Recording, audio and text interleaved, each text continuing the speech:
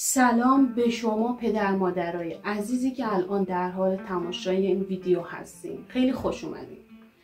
پدر مادرها، تا حالا براتون پیش اومده که بچه‌تون قبل رفتنش به مدرسه هر روز صبح با گریه و ترس از جدا شدن از شما مواجه بشه؟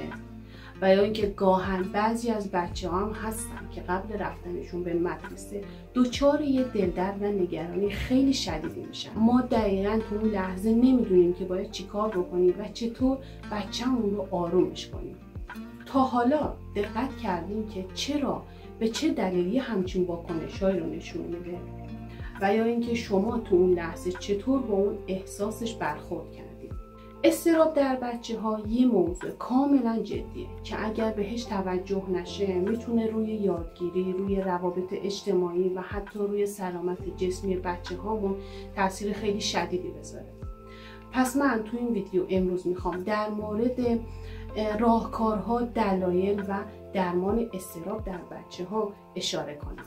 پس خیلی خوشحال میشم که تا انتهای این ویدیو با من همراه باشید. اگر بخوایم به نشونه‌های مهم اضطراب در کودکان اشاره کنیم، شب ادراری، لکنت زبان، ترس از تنهایی، ترس از تاریکی، ترس از جدایی، دندون قروچه در خواب، خواب بد و کابوس‌های شبانه، بیش از حد حرف زدن در کودکان، خودلمسی، تکان دادن دست و پا، تیک‌های عصبی، وابستگی‌های شدید، اینها نشونه‌های مهم اضطراب در کودکان گفته میشن.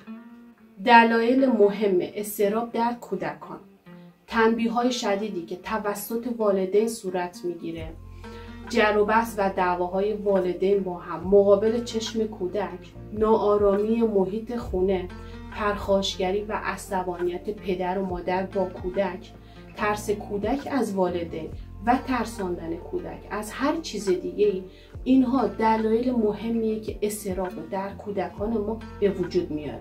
چه راه حل‌هایی وجود داره که اضطراب رو در فرزندمون درمان کنیم؟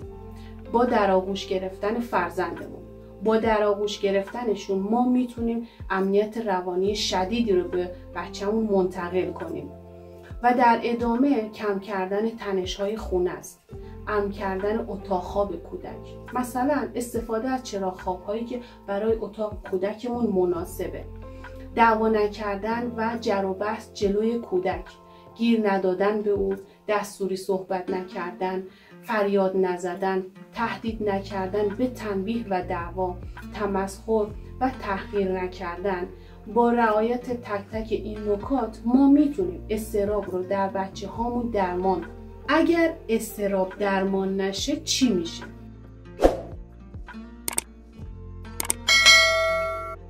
کودکان مضطرب اعتیاد به سیگار پیدا میکنن، مثلا لکنت زبان، شب ادراری، ناهنجاری های رفتاری، بی اختیاری ادرار، اعتیاد به خودارضایی، بیش‌فعالی، ناسازگاری در روابط بزرگسالی و مشکلات مربوط به ازدواج و طلاق و افسردگی رو تجربه میکنن.